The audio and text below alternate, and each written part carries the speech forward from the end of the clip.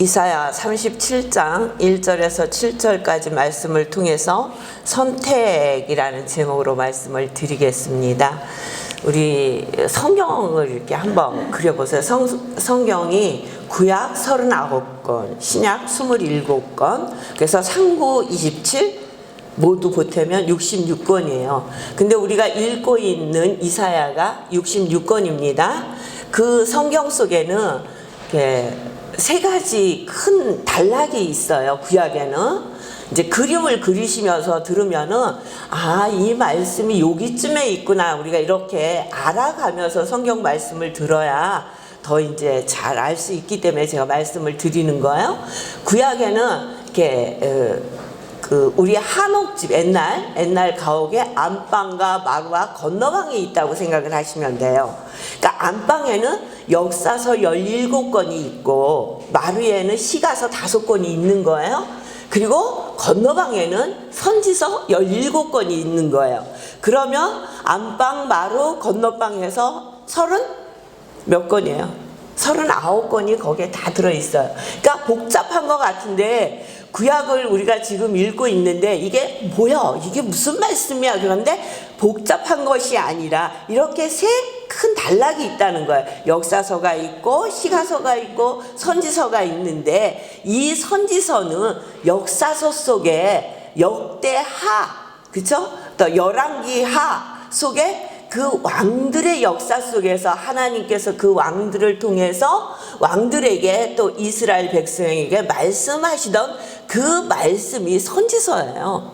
그러니까 오늘 우리가 본문 읽은 이 37장은, 이사야 37장은 히스기야 시대 때 일어났던 일들을 기록한 말씀입니다. 그러니까 어느 때냐, 열왕기하 19장 읽으시면은 이게 잘 나와 있어요. 잘 설명이 돼 있단 말이에요. 그렇게 짝이 돼 있어요. 그러니까 복잡하다, 구약을 읽으면서 이게 무슨 말씀이지? 이게 왜 여기서 이런 말씀이 나오지? 그러면 이쪽 짝이 역사서 속에 있는데 이때 왕이 이렇게 했기 때문에 하나님께서 선지자를 통해서 이렇게 말씀하셨구나, 이렇게 아시면 돼요. 하나님께서 처음 세운 선지자가 있는데 그는 모세입니다. 하나님께서는 선지자들에게 주권적인 하나님 대리인의 권위를 그들에게 주셨어요. 그래서 청중들에게 하나님의 말씀을 선포하게 하고 순종과 불순종을 선택하라고 하며, 또 그들은 그 백성의 모습을 하나님 앞에 기도로 아뢰는 것을 우리는 선지자들을 통해서 보았습니다. 이스라엘 역사는 우리가 창세기부터 쭉 읽어왔지만 이스라엘 역사는 통일왕국 시대가 있었어요. 그쵸? 선지자 사사 시대를 지나서 통일왕국 시대가 있었어요. 통일왕국 시대는 누구야? 사울, 다윗, 솔로몬 왕이에요. 이 세 왕은 40년씩 그들이 통치를 했어요. 그래서 120년 동안 그 시대를 통일왕국이라고 얘기해요. 그리고 솔로몬이 죽고 나서 솔로몬의 아들 때부터 분열왕국이 시작이 되는 거예요. 남과 북이 갈렸다고요. 제가 지금 구약을 읽으면서 계속적으로 이 말씀을 드리는 것은 이렇게 굵은 선이 정해지면 성경을 읽으시면서 이게 이해가 되게 빠른 거예요. 이 왕 때 이렇기 때문에 이 선지자를 통해서 하나님께서 이렇게 말씀을 하셨구나. 그래서 궁금하시면 열왕기 하러 가는 거예요. 그래서 그쪽에 읽어보시면 또 잘 알 수 있어요. 이렇게 북왕국 이스라엘과 남유다로 갈리게 됩니다. 북왕국 이스라엘에는 엘리야, 우리가 잘 알잖아요. 또 엘리사, 또 히스기야 시대에 이사야 선지자가 활동하던 시기에는 아모스, 호세아 이런 선지자들이 같이 활동을 했어요. 그리고 니느웨에 보내진 선지자가 있죠. 그 사람은 누구냐면 요나예요. 우리가 너무 잘 알고 있잖아요. 요나를 니느웨에 보내시는 거예요. 그래서 그들이 니느웨에 가서 요나가 하나님의 말씀을 선포할 때 회개하잖아요. 그래서 그들이 멸망당하지 않고 한 100년쯤 역사가 이어지다가 나중에 그들이 멸망당하는데 그때 누가 가냐면 나훔 선지자가 가서 니누에 가서 하나님의 말씀을 선포하고요. 그리고 오바다라는 선지자는 있는데 이 선지자는 에돔에 가서 하나님의 말씀을 선포하는 거예요. 그리고 남유다에는 이사야와 함께 그 시대의 말씀을 선포했던 선지자가 미가예요. 미가, 스바냐 뭐 이렇게 거의 동시대에 하나님의 말씀을 선포한 사람들이다 이렇게 생각을 하시면 되고, 그 후에 뭐 에레미야 뭐 이렇게, 그리고 그들이 이제 바벨론 포로로 가서는 바벨론에서는 다니엘, 에스겔, 다니엘이 바벨론 포로 1차 포로로 잡혀가잖아요. 그러니까 포로로 갔을 때 하나님이 그들을 버리신 것이 아니라 그 포로지에서도 하나님의 말씀이 선포되었단 말이에요. 그래서 1차 포로로 잡혀갔던 다니엘을 통해서 또 2차 포로로 갔던 에스겔을 통해서 하나님의 말씀은 계속적으로 전파되며, 또 그들이 바벨론에서 포로 생활을 끝내고 돌아와서는 학개, 스가랴, 말라기 이렇게 많은 선지자들이 활동을 했습니다. 이 이사야는 66권이라 그랬죠. 1장부터 39장까지는 구약을 나타내는 모습이 있어요. 구약의 심판의 메시지와 함께 회복의 메시지를 전하는 거예요. 그리고 하나님이 얼마나 공의로우신가를 말하고 있는 것을 볼 수 있습니다.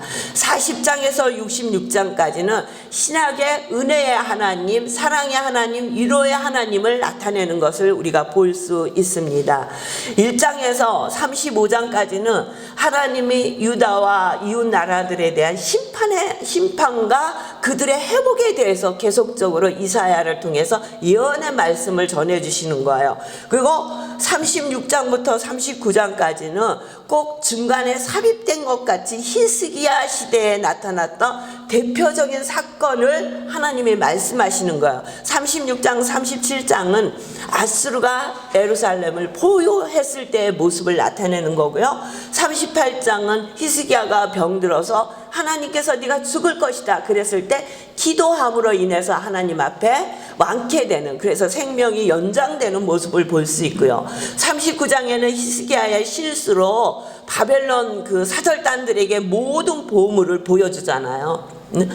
히스기야의 교만으로 인해서 그들이 그 모든 폐물을 가져갈 것이며 너희가 바벨론의 포로가 될 것이라는 것이 39장에 예언이 되는 것을 볼 수 있습니다. 오늘 제가 이 말씀을 통해서 선택이란 제목으로 말씀을 드리려고 합니다. 왜냐하면 이와 똑같이 많은 어려움을 겪은 왕들이 있었어요. 특별히 아하스 왕은 이 히스기야의 아버지예요. 이 아하스 왕 때도 되게 어려움이 있었습니다. 북이스라엘과 아담이 연합군이 돼서 남유다를 치러 넘어오는 거예요. 그러니까 하나님이 그때도 이사야 선지자가 활동할 때인데 이사야 선지자에게 말씀을 하시는 거예요. 너는 아무것도 의지하지 말고 나만 바라봐라 말씀을 하시는 거예요. 그런데 아하스 왕은 두려운 거예요. 이 아람과 북이스라엘이 쳐들어오는 모습을 두려워해서 누구에게 도움을 청하냐면 아수르에게 도움을 청하는 것을 우리는 이사야 7장에서 만나봤습니다. 그는 하나님 앞에 모든 것을 맡기라고 했는데 하나님의 말씀을 선택한 것이 아니라 아수르의 힘과 능력이 너무도 커 보여서 거기를 의지하고 아수르를 선택했던 거예요. 그래서 그들은 아수르로부터 속국이 돼요. 어려움을 계속적으로 겪게 되는 것을 볼 수 있습니다. 근데 오늘 본문의 말씀을 보면 히스기야 왕은 아버지 아하스 왕하고 다른 선택을 하는 것을 볼 수 있어요. 어떤 선택을 하냐? 그는 하나님의 말씀을 선택하는 거예요. 하나님 앞에 기도하기를 선택하는 거예요. 아수르의 힘을 빌리지도, 아수르가 와서 그렇게 했을 때 아수르의 힘이 두려워서 그 앞에 물을 굽는 그 선택을 하지 않는 거예요. 우리는 일생을 살다 보면 많은 것을 선택을 해요. 아침부터 저녁까지 먹어야 할 것만을 선택하는데 고민하는데 200가지가 넘게 우리가 생각을 하고 고민을 한대요.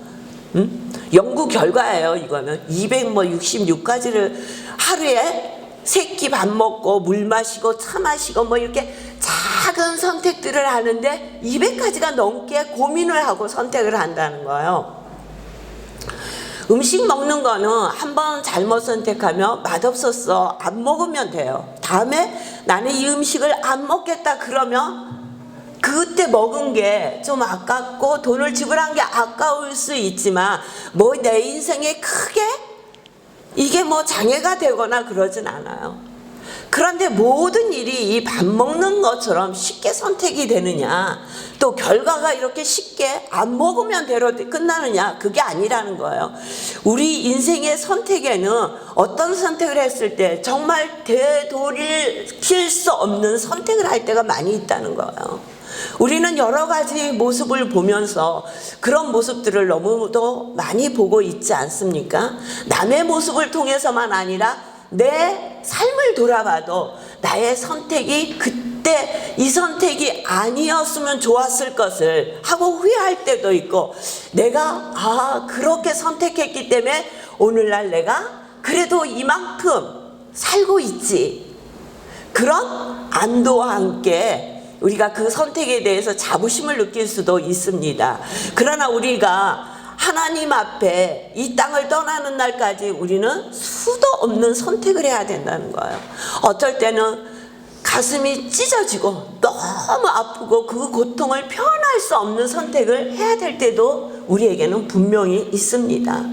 그런 시간이 됐을 때 우리는 어떤 것을 선택해야 되는가? 오늘 히스기야 모습을 보면서 우리는 어떻게 선택을 해야 되는지를 우리 알아보겠습니다. 36장에 보니까 히스기야 왕이 된 지 14년에 아수르 왕이 쳐들어옵니다. 다시.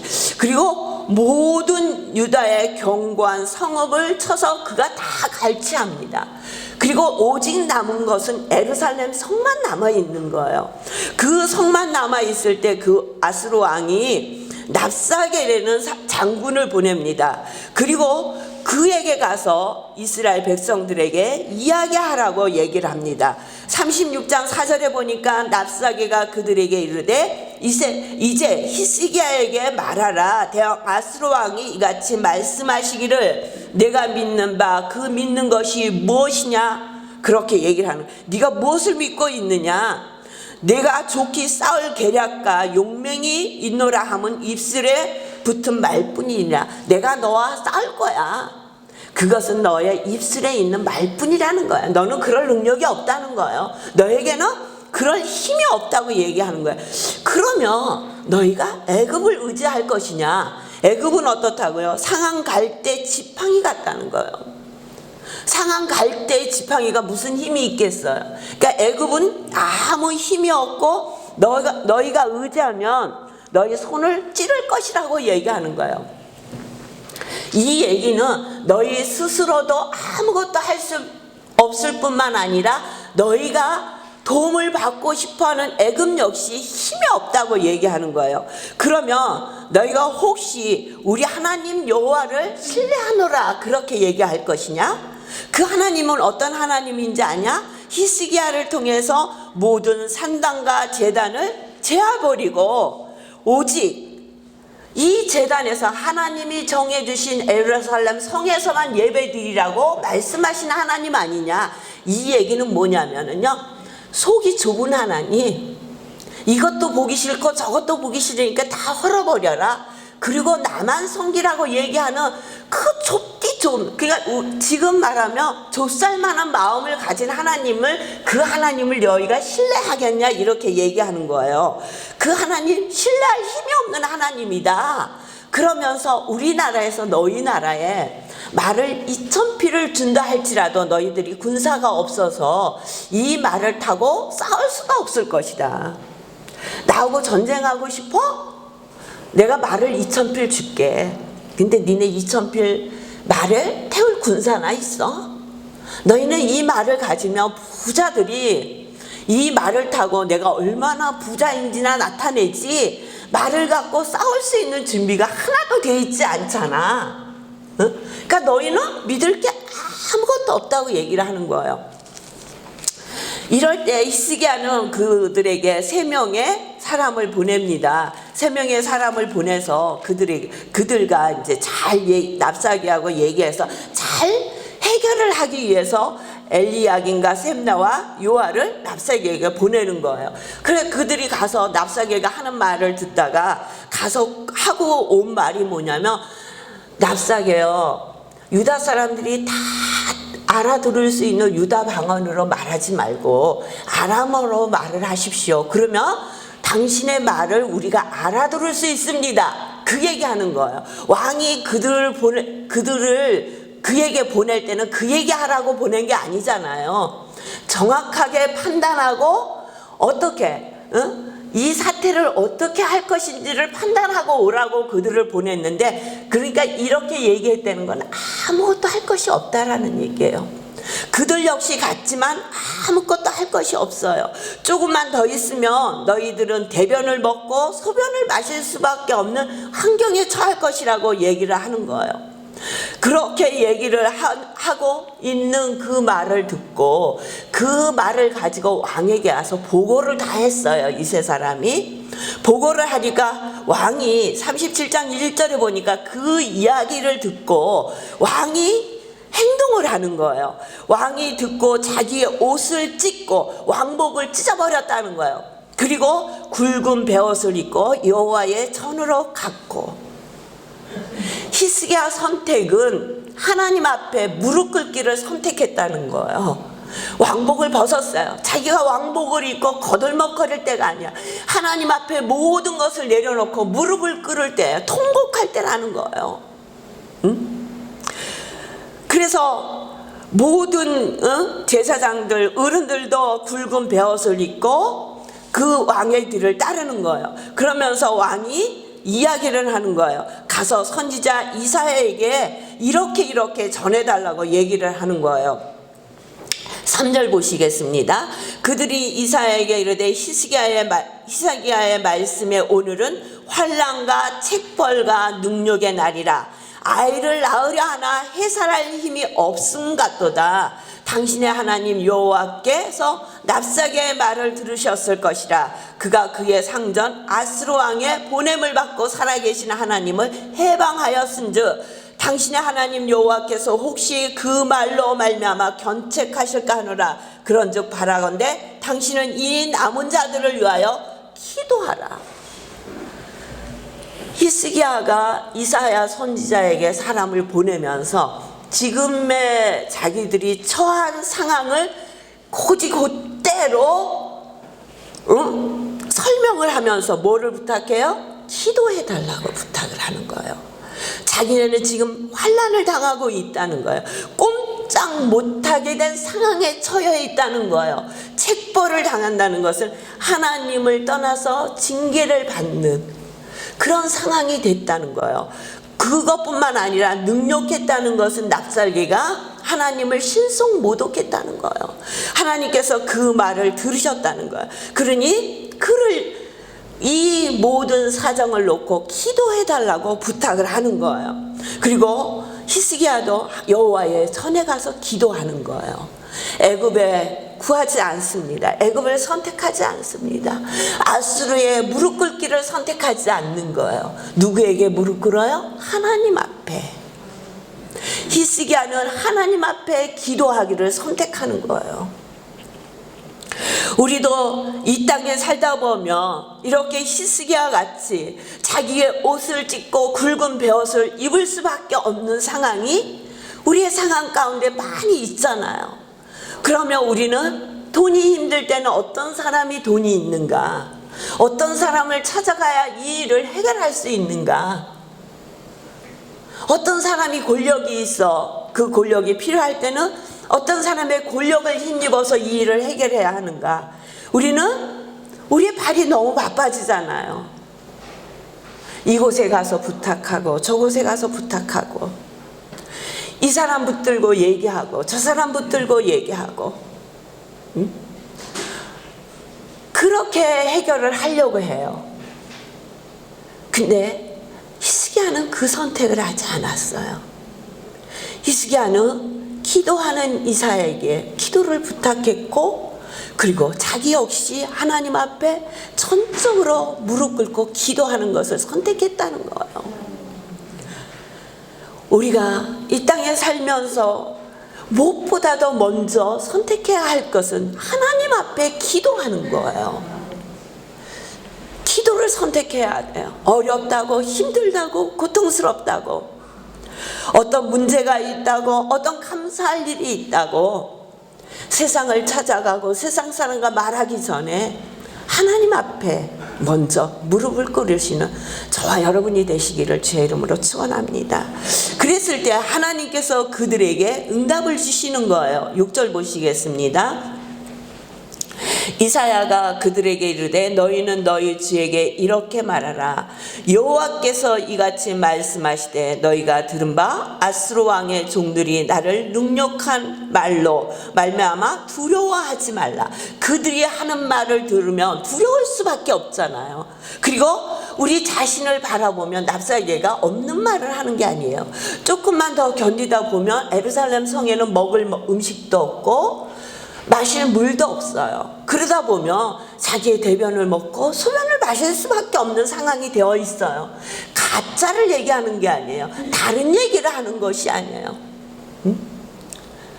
정말 아수르 왕과 납사개가 말을 2000필 준다 해도 그것에 태울 군사가 한 명도 없는 나라예요. 그 말이 틀리지 않아요. 그러나 납사개가 모르고 있었던 것이 있는데 하나님의 능력을 몰랐었던 거예요. 그래서 그는 너희 신, 너희가 믿는 신, 그 신이 얼마나 힘이 있는데 우리가 가지고 있는 힘에, 우리가 가지고 있는 권력과 힘에서 너희 하나님은 너희를 건질 수 없어. 그렇게 얘기하는 거예요. 그때 하나님께서 뭐라고 말씀하세요? 그들의 말을 두려워하지 말래요. 그들이 행하고 있는 것을 두려워하지 말래요. 이 말씀 속에는 그들이 가지고 있는 능력을 바라보고 두려워하지 말라는 거예요. 그들의 힘 때문에 두려워하지 말라는 거예요. 당당하라는 거예요. 보라, 내가 영을 그의 속에 두리니 그가 소문을 듣고 그의 고국으로 돌아갈 것이며 또 내가 그를 그의 고국에서 칼에 죽게 하리라 하셨느니라. 하나님께서 걱정하지 마. 그들이 어떤 소문을 듣고 나라로 돌아가는데 나라에 돌아가서 죽을 거야. 그렇게 말씀을 하시는 거예요. 그리고 하나님께서 말씀하시는 거예요. 우리 36절 한번 보세요. 36절. 우리 함께 36절 봉독합니다. 시작. 여호와의 사자가 나가서 아수르 진중에서 18만 5천인을 쳤으므로 아침에 일찍 일어나 본즉 시체뿐이라. 아멘. 뭐라고요? 아침에 일찍 가서 봤더니 여호와의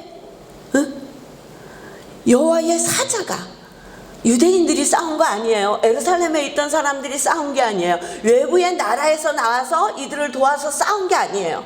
여호와의 사자가 나가서 아수르 진중에서 18만 5천 명을 쳤으므로 너희들 아무 힘이 없지, 너희들 할 수 있는 게 없지. 내 하나님, 우리는 아무것도 할 수 없어요. 주만 바라보나이다. 그랬을 때 하나님께서 하나님의 사자를 보내서 18만 5천 명을 아침에 다 치셨어요. 우리 35절 다시 한번 보세요. 35절 시작. 대저 내가 나를 위하여 내 종 다윗을 위하여 이 성을 보호하며 구원하리라 하셨나이다 하니라. 아멘. 다윗을 생각하시고 유다 예루살렘을 생각하셔서 이 성을 지키시는데 뭐라고요? 하나님께서 하신다는 거예요.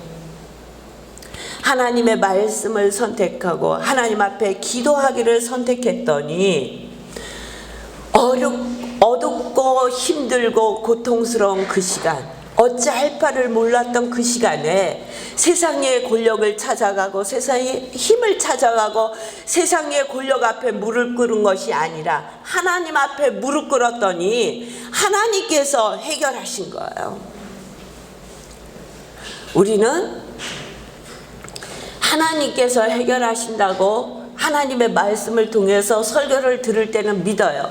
근데 내가 어떤 일을 겪고 있을 때는 하나님이 응답하시지 않는 것 같아. 하나님이 들으시지 않는 것 같아. 그러니까 우리의 눈과 귀는 자꾸 세상을 향해서 가는 거예요. 아수르의 힘을 향해서 가고 애굽이 가지고 있는 능력을 향해서 우리의 마음은 자꾸 달려가고 있는 거예요. 그래서 그곳에 가서 자꾸 이야기를 하고 도움을 받기를 원한다는 거예요. 근데 하나님께서는 먼저 하나님 앞에 무릎 꿇고 우리의 모든 것을 아뢰기를 선택하고 하나님 앞에 무릎을 꿇었을 때 하나님께서 뒤로 우리에게 지혜를 주셔요. 그 하나님의 말씀을 통해서 하나님의 뜻을 알게 하세요. 이럴 때는 네가 어떻게 해야 된다고 알게 하세요. 근데 왜 우리가 그거를 모를까? 저 같은 경우에는 감정 컨트롤이 잘 안 돼요. 그럴 때 있잖아요. 내가 어떤 일에 어떤 생각에 몰입돼 있으면 그 일에 하나님의 음성의 말씀을 들을 수 있는 여백이 없어요. 내 감정으로 가득해가지고 하나님의 뜻을 알 수 없어요. 아이들을 키우면서도 우리는 아이들을 잘 키우는 것을 뭐라고 생각합니까? 좋은 교육? 많은 것을 사주고 편안하게 해주는 거? 물론 중요하죠.